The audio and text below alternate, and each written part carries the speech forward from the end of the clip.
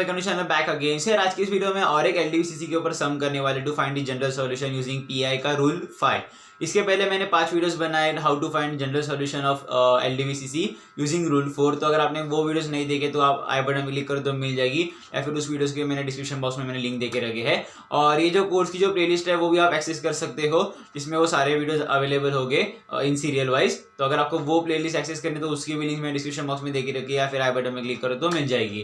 पर फिलहाल के लिए इस वीडियो को हम शुरू करते हैं। जो हमें इक्वेशन दिया गया वो इस तरह से है, d² - 1y equal to x sin 3x plus cos x। तो इस तरह से हमें एक एलडीसीसी का इक्वेशन दिया गया है। तो हमें पता है कि अगर हमें कोई भी हमें इक्वेशन अप्रोच करना है तो हम कैसे करते हैं, हम जनरल प्रोसीजर फॉलो करते हैं। पहले उस प्रोसीजर का फर्स्ट स्टेप क्या है कि हम देखते हैं कि ये जो एफ डी है, ये जो पार्ट है ये डिफरेंशियल ऑपरेटर फॉर्म में है कि नहीं, मतलब ये कैपिटल डी फॉर्म में है कि नहीं। तो ये हाँ, तो डिफरेंशियल ऑपरेटर फॉर्म में है। तो हमारा जो फर्स्ट स्टेप था वो एलिमेंट हो गया। सेकंड स्टेप में क्या करते हैं, एफ डी को हम लोग 0 कर देते हैं, इसको ए करते, इसको ए मार्क करते हैं, उसके रूट्स निकालते हैं और उसके बाद में हम लोग सी एफ डिक्लेयर करते हैं। तो हम लोग अभी वही चीज करने वाले हैं यहाँ पे। उसके पहले मैं आपको इस इक्वेशन को मैं 1 मार्क कर लूंगा एंड इसको मैं ए मार्क करता हूँ। सो देयरफॉर तो इस तरह से मैंने ए ऑक्सिलरी इक्वेशन यहाँ पर for this playlist for this course मैंने यहाँ पे ए मतलब जो शॉर्ट फॉर्म है वो ऑक्सिलरी इक्वेशन माना है, ना कि एसोसिएटेड इक्वेशन। तो यहाँ पर मैंने इसको इक्वेशन 1 और इसको इक्वेशन 2 मार्क किया है। तो अभी हमें पता है कि ये एफ डी है, तो हमें इसके रूट्स निकालने के हैं। तो अगर आप देखोगे तो इसके रूट्स क्या आएंगे, डी इक्वल टू +1 - 1 आ जाएंगे। आप ओरली कर सकते हो। तो ये जो ऑक्सिलरी इक्वेशन के रूट्स है वो है रियल एंड डिस्टिंक्ट है। तो मतलब हम कौन सा सीएफ का रूल लगाएंगे, हम सीएफ का पहला रूल 1 लगाएंगे, जो क्या कहता है c1 e mx। अभी यहाँ पे m1x क्या है, यहाँ पे मैं पहले पॉजिटिव कर लेता हूँ, e1x plus c2 e -m2x है। तो यहाँ पर m2 की वैल्यू क्या है -1, और ये आगे चल जाता है, बट हमारे यहाँ पे सिर्फ 2 रूट्स है तो हम लोग इधर तक ही लिखेंगे। और ये हमारा सीएफ बन जाता है फॉर दिस गिवन इक्वेशन, और मैं इस इक्वेशन को मैं मार्क कर लेता हूँ 3। तो हमने अभी सी एफ फाइंड आउट कर लिया। हमारा जो सेकंड स्टेप था वो हमने कंप्लीट कर दिया। तो हमें थर्ड स्टेप कहते थे हमें पी आई फाइंड आउट करना है। तो पी आई का जनरल फॉर्मूला हमें पता है क्या है, 1/fd इंटू एक्स। तो अभी मैं यहाँ पे एफ डी की वैल्यू सब्स्टिट्यूट करूंगा, और एक्स हमारा क्या है, ये जो पूरा टर्म है इक्वल टू के बाद वो आएगा। तो वो सारे जो वैल्यूज है वो आपको सब्स्टिट्यूट करके बताता हूँ। सो देयरफॉर तो इस तरह से हमें इक्वेशन आ जाता है। सो अभी अगर हमें इसके आगे प्रोसीड करना था हम क्या करेंगे, बट उसके पहले मैं ये ब्रैकेट में आ जाते हैं। तो मैं ये जो एफ डी को यहाँ पे बांट देता हूँ, उसके बाद हम देखेंगे कौन सा कैपिटल एक्स किस फॉर्म में चले जाता है, क्योंकि इस पूरे ब्रैकेट के लिए कोई ऐसा फॉर्मूला डायरेक्ट फॉर्मूला अप्लाई नहीं होता। जब जितना तक हम लोग ने सीखा है, हमने जितने रूल सीखे, तो वैसे तो ये इतने पूरे एक्स के लिए कोई भी फॉर्मूला अप्लाई नहीं होता है पी आई का। तो मैं यहाँ पे डिस्ट्रीब्यूट करके बताता हूँ, देखते कि कुछ सिंप्लीफाई हो जाए। सो देयरफॉर तो इस तरह से हमें इक्वेशन आ जाता है। तो अभी अगर देखोगे तो मैंने ये एक टर्म हो जाता है और ये एक टर्म हो जाता है। अगर आप इस टर्म को देखो तो ये तो आपको बहुत इजीली समझ में आएगा, ये ट्रिगो है, मतलब हम लोग पीआई का रूल 2 लगाएंगे। तो यहाँ पे कौन सा लगाएगा, यहाँ पे कौन सा रूल लगेगा, पीआई का रूल 2 लगेगा। तो और यहाँ पे कौन सा रूल लगेगा, अभी अगर देखोगे, अगर आप नहीं समझ में आ रहा है इस, अगर आप देखोगे यार ये कैसे बनना है, मोस्टली तो आपको समझ में आ जाएगा कौन सा रूल है करके। बट अगर नहीं समझता आप प्रोसीजर फॉलो करो। फर्स्ट आप लोग पहले रूल 1 को देखो। रूल 1 क्या कहता है, उसके अंदर e⁻x होना चाहिए, कैपिटल एक्स। तो यहाँ पे e⁻x है ही नहीं, तो रूल 1 कैंसिल। रूल 2 क्या बोलता है कि सिर्फ cos x या sin x होना चाहिए, तो यहाँ पे कोई तो एक टर्म है तो वो भी कैंसिल। तो 3 रूल क्या कहता है कि x⁻m होना चाहिए। तो अगर आप देखोगे तो यहाँ पे x है और उसके बाद कोई तो और एक टर्म है तो वो भी कैंसिल। रूल 4 क्या कहता है e⁻x होना चाहिए, तो वो तो कैंसिल ही है। तो ना रूल 5 क्या कहता है कि हमारा जो कैपिटल x है वो क्या होना चाहिए, x इंटू वी। मतलब x के साथ एक x के साथ कौन सा भी अगर टर्म हो तो हम लोग कौन सा रूल अप्लाई करेंगे, रूल 5 अप्लाई करेंगे। तो यहाँ तो ये जो यहाँ इस पार्ट में हम लोग रूल 5 अप्लाई करेंगे और इस पार्ट में हम लोग रूल 2 अप्लाई करेंगे। तो अगर आप भूल गए होंगे कि यार रूल 5 क्या है, तो मैं आपको यहाँ पर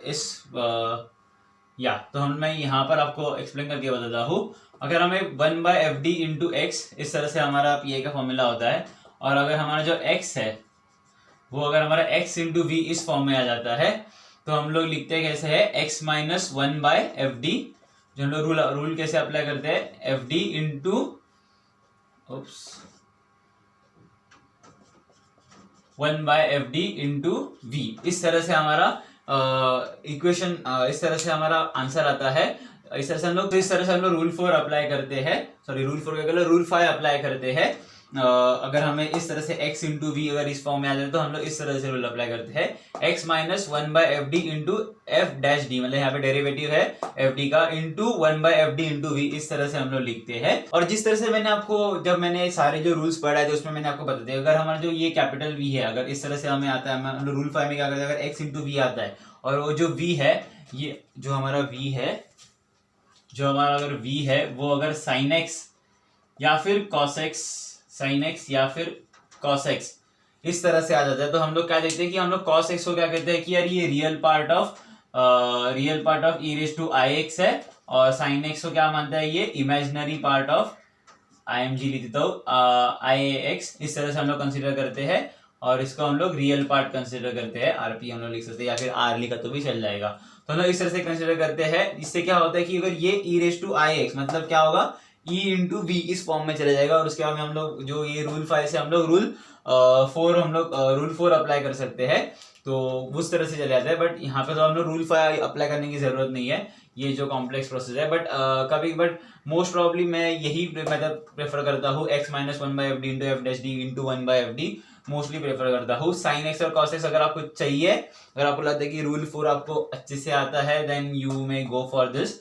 बट इसमें मैं इशू क्या होता है कि आगे जाके मैं आपको वो 1+5d वो वाला, मतलब क्योंकि हमें अगर ये आता है x, तो x क्या हो जाता है, हम लोग फिर से रूल 3 भी यूज करते हैं, रूल 4 के साथ हम लोग रूल 3 भी यूज कर सकते हैं। यहाँ पर क्या होगा कि आप डायरेक्टली यहाँ पर रूल 4 अप्लाई करेंगे, और उसके बाद में डायरेक्टली जो भी आएगा यहाँ पे 1/fd इंटू वी वो अप्लाई, कहाँ कौन सी भी मेथड से आओगे तो भी आपको 2 रूल्स तो अप्लाई करने ही पड़ेंगे। आफ्टर रूल 5 आपको कोई तो एक रूल अप्लाई करना ही पड़ेगा, जो भी उन्होंने प्रीवियसली पढ़े थे रूल 1 से रूल 4। तो आई होप जो मेरे आपको थोड़े जो कॉन्सेप्ट है वो रिवाइज हो गए रहेंगे।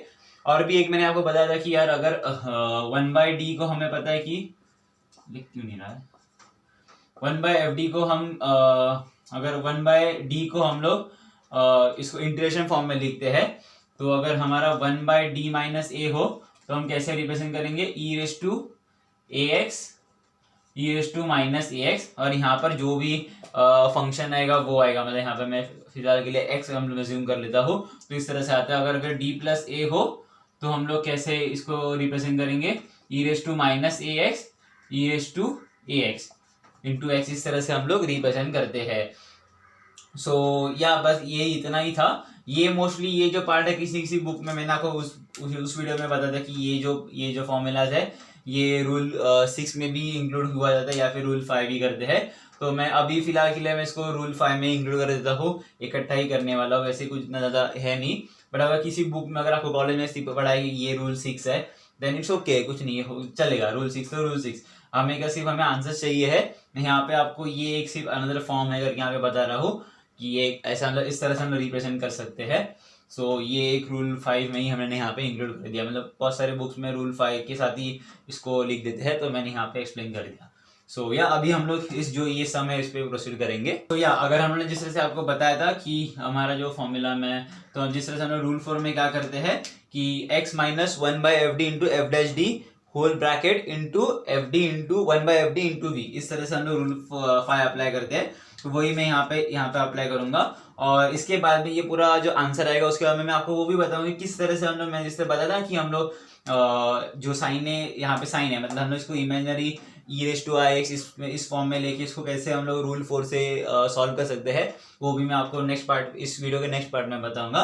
बट फिलहाल के लिए मैं आपको ये चीज़ अभी यहाँ पर जो स्टैंडर्ड फॉर्मूला में देखा था रूल 5 कैसे अप्लाई करते हैं, तो वो मैं यहाँ पर अप्लाई करके बताऊंगा। सो देयरफॉर तो इस तरह से एक क्वेश्चन आता है, तो यहाँ पे देखोगे तो यहाँ पे मैंने रूल 5 अप्लाई कर दिया। रूल 4 क्यों बोल रहा बार बार, तो यहाँ पे x माइनस 1/fd, तो यहाँ पे fd आ गया हमारा, एंड देन यहाँ पर ये जो f डैश d आता है हमारा, यहाँ पे सॉरी मैंने गलती कर दिया, d आना चाहिए यहाँ पे 2d, तो इस तरह से आ जाता है 1/fd इंटू साइन 3x, जो मतलब 1/fd क्यों लिखा मैंने, चलो ठीक है आ गई यहाँ पर, बट मैंने यहाँ पर कनेक्शन करता हूँ, एक सेकेंड। तो यहाँ पे fd मतलब d square minus 1 into sine 3x plus यहाँ पर मैंने जो रूल 2 है वो मैंने अप्लाई कर दिया 1/-1, तो यहाँ पे -2 आ जाएगा, मतलब माइनस कॉस बाय 2 आ जाएगा यहाँ पर आंसर। तो वो मैं नेक्स्ट स्टेप में लिख दूंगा।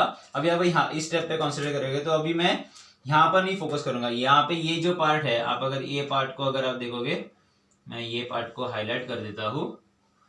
सो अगर आप ये पार्ट को देखोगे तो यहाँ पर आप देखोगे तो 1/d² - 1 इंटू साइन एक्स, मतलब ये एफ डी है और ये एक्स है। तो हम अभी यहाँ इस पार्ट में कौन सा रूल अप्लाई करेंगे, रूल 2 अप्लाई करेंगे। तो मैं आपको अभी रूल 2 अप्लाई करके बताता हूँ, जिससे कि ये जो नीचे का जो ये है वो एलिमिनेट हो जाएगा। सो देयरफॉर तो इस तरह से यहाँ पर मैंने लिख दिया है। यहाँ पर मैंने जो रूल 2 था वो अप्लाई कर दिया, मतलब यहाँ पे d² के बदले हम लोग कौन सा -a² की वैल्यू सब्स्टिट्यूट करेंगे। तो a यहाँ पे 3 है, a का 3 का स्क्वायर क्या होता है 9, और -9 यहाँ पे मैं सब्स्टिट्यूट कर दिया, मतलब -a d² के बदले -a²। तो ये जो सम आ जाएगा यहाँ पे -10 आ जाएगा, इसको मैं यहाँ पे साइड में ले लूंगा इन फर्दर स्टेप। बट इस स्टेप पे मैं यहाँ पर इस तरह से मैंने इंटरमीडिएट स्टेप बताई आपको। तो जो भी फाइनल कैलकुलेशन है इस स्टेप को, तो वो मैं आपको यहाँ पे लिख के बताता हूँ। सो देयरफॉर इस तरह से हमें इक्वेशन आ जाता है। तो अभी अगर देखो, अभी हमें अगर प्रोसीड करना है तो हम क्या करेंगे, मैं ये जो साइन एक्स को यहाँ पे मैं अंदर मल्टीप्लाई कर दूंगा, तो ये एक्स साइन एक्स आ जाएगा, और यहाँ पर हम लोग यहाँ पर क्या टर्म आएगा और उसके आगे हम कैसे प्रोसीड करेंगे वो हम देखेंगे। तो मैं अंदर साइन एक्स ले लेता हूँ। सो देयरफॉर तो अगर आप देखोगे तो इस तरह से आ जाता है, हम लोगों ने sin 3x तो इस तरह से हमें इक्वेशन आ जाता है। तो अभी अगर देखोगे तो अभी तक हमारा जो फाइनल आंसर नहीं आया, क्योंकि अभी तक जो भी डिफरेंशियल ऑपरेटर फॉर्म अभी तक एग्जिस्ट कर रहे हैं, यहाँ पे एग्जिस्ट हो रहे हैं। तो अगर आप देखोगे तो ये जो ऊपर वाला है वो हम लोग आगे जाके एलिमिनेट कर सकते हैं, क्योंकि ये अगर मल्टीप्लाई हो जाए तो ये डेरिवेटिव फॉर्म में लेके आ सकते हैं। बट अगर हमें नीचे का अगर हमें एलिमिनेट करना है तो हम देखोगे तो नीचे का एलिमेंट हो सकता है। क्यों? क्योंकि अगर हमें इसको एफ डी मान लो कि ये एफ डी है, मतलब यहाँ पर हमने 1/fd into F dash D था, तो यहाँ पर ये एफ डी है और यहाँ पे ये हमारा x है। तो x क्या है, ट्रिगो है, मतलब हम लोग कौन सा रूल अप्लाई करेंगे, हम लोग रूल 2 अप्लाई करेंगे। तो मैं ये जो पार्ट है, इस पार्ट में मैं रूल 2 अप्लाई करूंगा, और बाकी किसी पार्ट में मैं कुछ नहीं, जो भी जैसे है, मतलब जो भी इक्वेशन है मैं उसी तरह से रखूंगा। सो हम लोग आगे प्रोसीजर करके बताता हूँ। यहाँ पर मैं रूल 2 अप्लाई करके बताऊंगा। सो देयरफॉर तो इस तरह से हमें इक्वेशन आ जाता है। तो यहाँ पर मैंने 3d² के बदले -a² की वैल्यू सब्स्टिट्यूट किया, मतलब -9² - 1 तो -10। तो जिस तरह से उन्होंने यहाँ पे किया तो वही सेम यहाँ पे होगा। तो मैंने इसे डायरेक्ट -10 लिख दिया। तो अभी हम इसको मल्टीप्लाई, जो कैपिटल डी को यहाँ पे 2d को यहाँ पे sin 3x के साथ मल्टीप्लाई कर देंगे, तो हम लोग इसका डेरिवेटिव लेंगे। तो हमारा डेरिवेटिव क्या होगा, cos 3x × 3, मतलब 3 cos 3x आ जाएगा। तो मैं वो आपको अगले स्टेप में लिख के बताऊंगा। एंड देयरफॉर तो यार इस तरह से इक्वेशन आ जाता है। तो अब यार देखोगे तो यहाँ पर ये जो माइनस है, ये माइनस, इसको ये और ये माइनस कट हो सकते हैं, तो +10 हो जाएगा, प्लस हो जाएगा जो भी ये टर्म है। एंड देन यहाँ पे ये 1 आ जाएगा और ये 5 आ जाएगा। मतलब हमारा जो फाइनल आंसर मैं आपको यहाँ पे लिख के बताता हूँ, जो मैंने यहाँ पे कैलकुलेशन जो मतलब यहाँ पे जो कट की यहाँ पे, तो मैं आपको उसके बाद में जो फाइनल आंसर लिख के बताता हूँ आपको। तो या इस तरह से हमें जो पी आई है, जो final P I, this is our final P I. इसके आगे हम लोग और कुछ सिंप्लीफिकेशन नहीं कर सकते। हमारे जो भी डिफरेंशियल ऑपरेटर थे वो हमने एलिमिनेट कर दिए। तो या ये 3 है, तो ये मैं इसे इक्वेशन 4 मार्क कर लेता हूँ। सो ये है हमारा final P I for this given equation. तो अभी मैं को यहाँ पे x को इकट्ठा करके लिखना, तो मैं यहाँ पर नीचे लिख दूंगा फ्रॉम इक्वेशन 3 and 4, 3 और 4 को मैं इकट्ठा करके लिखता हूँ। और हमें पता है कि जनरल सॉल्यूशन का फॉर्मूला क्या है, P I plus C F, मतलब C F plus P I. तो मैं यहाँ पे सी एफ और पी आई लिख के बताता हूँ आपको। सो देयरफॉर या दिस इज द, यहाँ पे ये जो मैंने हाईलाइट किया है, this is the final general solution for this given equation. तो यहाँ पर मैंने जो भी बेसिक, हम लोग रूल 5 मैंने अप्लाई किया है। हम लोगों ने यहाँ पे मतलब जहाँ पे जब हमारा v sin x है, जो हमारा v है sin x है, और हमने यहाँ पे रूल 5 स्टैंडर्ड फॉर्म जो भी स्टैंडर्ड था वो मतलब रूल 5 अप्लाई किया है। हमने ये कंसिडर नहीं है कि इमेजिनरी पार्ट है कि नहीं, वो तो वो जो अल्टरनेट मेथड है वो मैं आपको इसके बाद बताऊंगा। तो अगर फिलहाल के लिए अगर आपको लिखना है, ये सॉल्यूशन लिखना है, कॉपी करना है तो आप कॉपी कर सकते हो, या मैं ये जो सारी चीजें वो अवॉइड करने वाला हूँ, तो अगर लिखना है तो आप लिख सकते हो।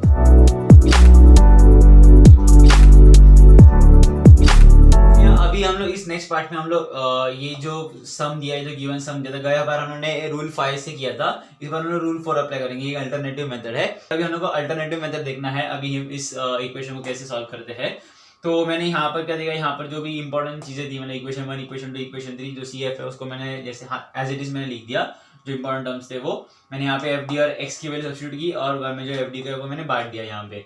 तो अभी हम लोग देखेंगे तो यहाँ पे इस तरह से हमने गए बार एनालाइज किया था कि ये x इंटू v फॉर्म में आ जाता है और ये तो cos x है, मतलब ये यहाँ पर रूल 2 लगेगा। अभी हमें पता है कि x raise two into sine x, अभी साइन एक्स आता तो हम लोग मैंने इस वीडियो के गए पार्ट में मैंने आपको बताया था कि अगर साइन एक्स, अगर जो हमारा v है x इंटू वी आ जाता है इस फॉर्म में आता है, अगर हमारा v साइन एक्स या cos x आता है तो हम क्या करते हैं कि उसको e raise to I X form में लिखने की कोशिश करते हैं। एंड देन वो जो पूरा जो भी इक्वेशन है वो e raise to ax into we इस फॉर्म में आ जाता है, मतलब रूल 4 में आ जाता है। जो इस पे हम लोग रूल 4 अप्लाई करेंगे।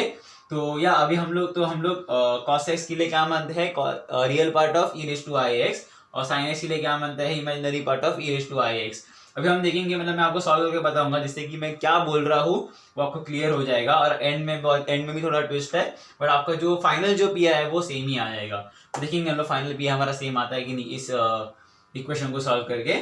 तो अभी हम लोग यहाँ पर मैं sin 3x को e रेज़ टू 3iax इस फॉर्म में लिखूंगा। सो मतलब 3ix इस फॉर्म में लिखूंगा, a की वैल्यू यहाँ पे 3 है। सो या मैं आपको यहाँ पर इसको sin 3x को मैं e raise to 3ix assume करूंगा, इमेजिनरी पार्ट ऑफ।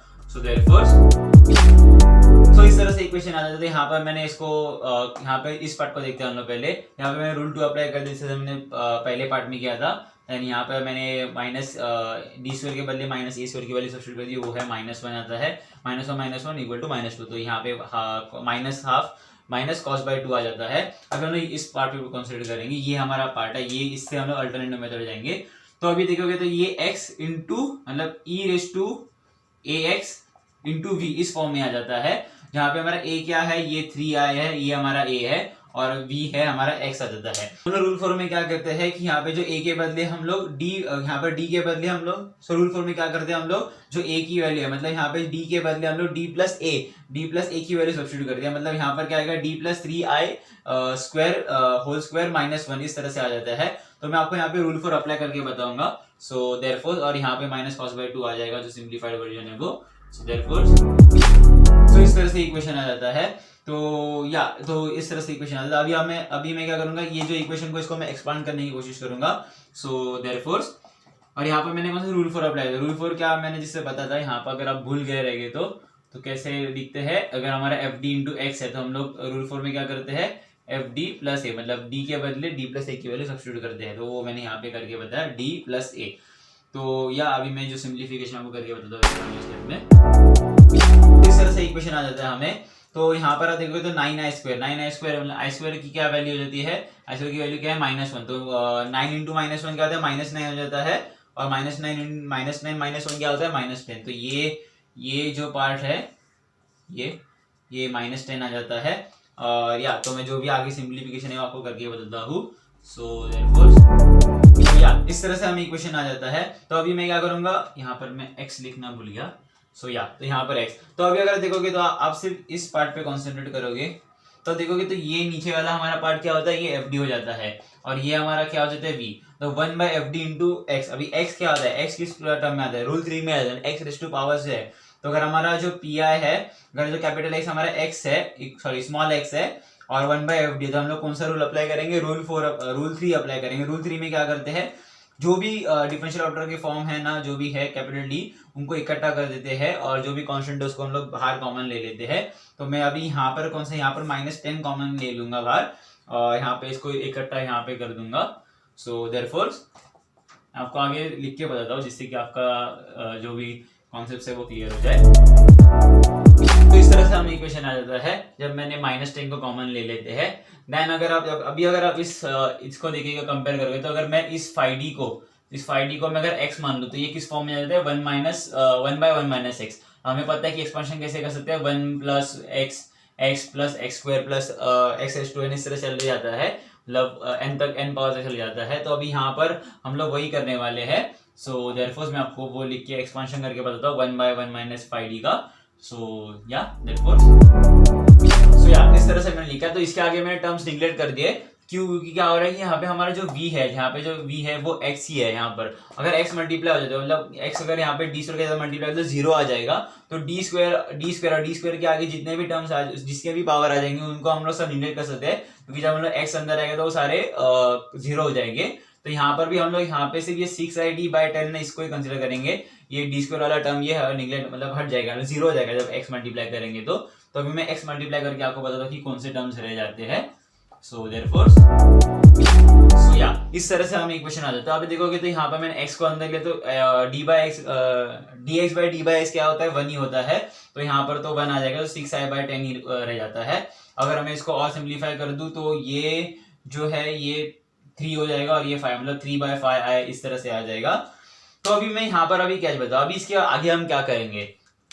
तो हमें जिस तरह से पता है कि अगर 3ix को किस तरह से रिप्रेजेंट करते हैं, अगर हमें इसको ट्रिग्नोमेट्री के फॉर्म में रिप्रेजेंट करना है तो हम किस तरह से यूज करते हैं, cos। अब यहाँ पर कोई साइन नहीं है, तो यहाँ पर अगर फॉर एग्जांपल अगर 3e⁻ix हो तो हम इसको कैसे रिप्रेजेंट करेंगे, cos x plus i sin x, इस तरह से रिप्रेजेंट करते हैं। आपने देखा रहेगा कॉम्प्लेक्स नंबर्स में, देखा रहेगा आपने, ये रूल हम अप्लाई करते हैं। तो वही हम चीजें यहाँ पर अप्लाई करने वाले हैं।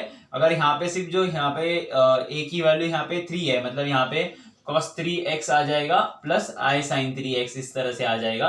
इसके बदले हम सब्स्टिट्यूट करेंगे। सो या देयरफॉर मैं आपको यहाँ पे 3i के बदले ये cos 3x plus i sin 3x यहाँ पे सब्स्टिट्यूट करके बताता हूँ। सो देयरफॉर इस तरह से इक्वेशन आ जाता है। तो अभी अगर आप देखोगे तो मुझे यहाँ पे ये जो cos x है, इसको ये जो पार्ट है इसको मैं अंदर शिफ्ट कर दूंगा, एंड जो भी कैलकुलेशन है वो मैं आपको अगले स्टेप में करके, जो इंटरमीडिएट स्टेप है वो आपको करके बताऊंगा। अभी मैं सिर्फ बता रहा हूँ कि ये जो पार्ट है उसको मैं अंदर मल्टीप्लाई करूंगा। सो या तो आंसर क्या है इस तरह से आएगा। सो देयरफॉर तो इस तरह से इक्वेशन आता है जब उन्होंने यहाँ पे जो टर्म्स थे उसको उन्होंने मल्टीप्लाई कर दिया।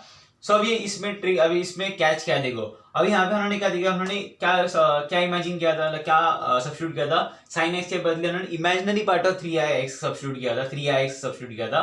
तो अभी हमें सिर्फ इस इक्वेशन में से हमें सिर्फ जो इमेजिनरी पार्ट्स है, मतलब जिसके साथ i है उससे ही हमें सिर्फ कंसिडर करना है। मतलब यहाँ पे ये जो sin 3x x into sin 3x इसको कंसिडर करना है, एंड देन हमारा सेकेंड टर्म क्या आता है यहाँ पर ये x cos 3x, इसे ही सॉरी x cos 3x नहीं हमारा, हाँ ओके, ये 3/5i cos 3x, हमें सिर्फ ये इन दो टर्म्स को ही हमें कंसिडर करना है। बाकी यहाँ पर ये जो i स्क्वायर यहाँ पे माइनस हो जाएगा, मतलब ये रियल पार्ट ये रियल हो जाएगा और ये भी टर्म हमारा रियल हो जाएगा। हमने साइन लिया, हमने इमेजिनरी पार्ट कंसिडर किया, तो इसलिए हमें जो इमेजिनरी के साथ जो भी आंसर आता है वही हमें कंसिडर करना है।